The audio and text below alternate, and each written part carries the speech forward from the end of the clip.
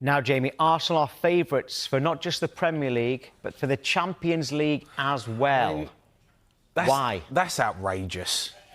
Honestly, that is outrageous. To make them favourites for the Premier League and the Champions League, that makes them they're favourites to do the double. Arsenal. How can that make sense? They've not won the Premier League since 2004, and they've never won the Champions League. Do not tell me they're favourites for the Champions League. They're a good side, Arsenal, and they're playing some decent football.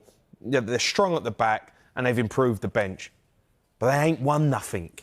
That's what people need to understand. They haven't won. They haven't got it over the line. Real Madrid have won the Champions League, 14 times?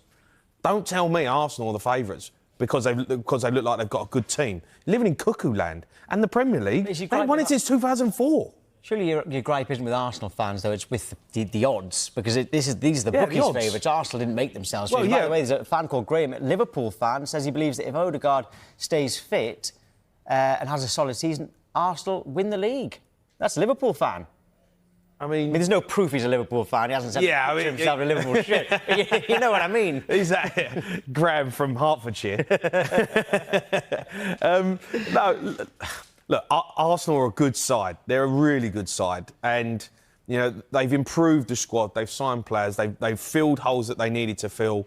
They've got a target man in Gyökeres. They look good. Defensively, they do.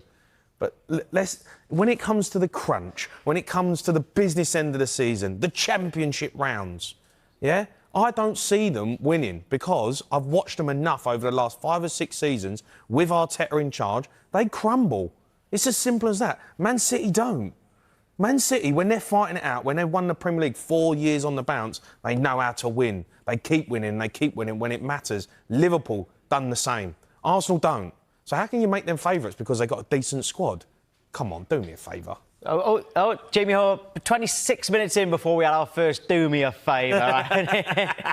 In terms of the strength and depth you're talking about, because, by the way, we're going to be talking about David Raya in the next hour, asking if he is the best goalkeeper in the Premier League right now. That's a poll on our X account, so you can go and vote on that right now. We'll discuss it in the next hour.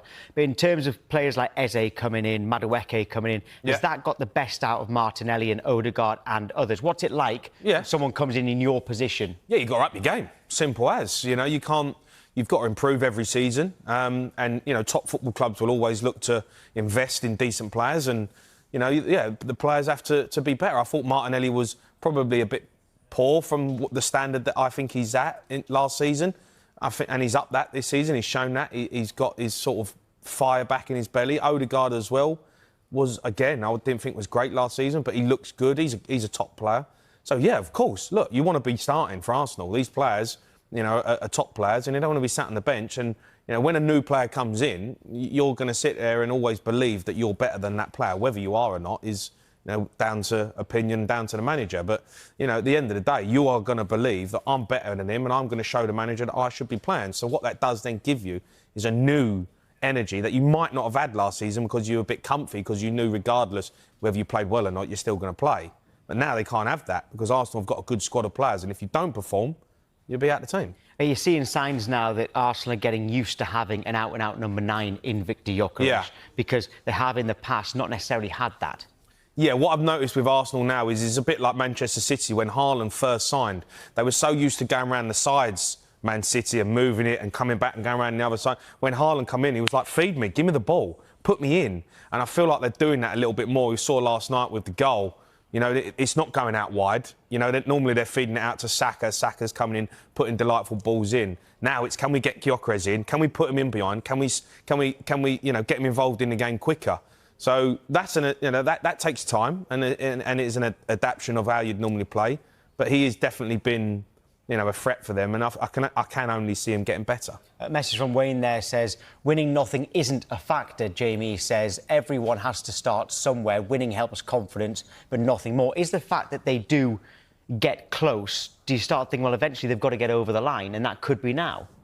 It could be. I'm not saying that they can't. You're saying they shouldn't be favourites? But they're not favourites. Arsenal are a good side. But, winning's everything.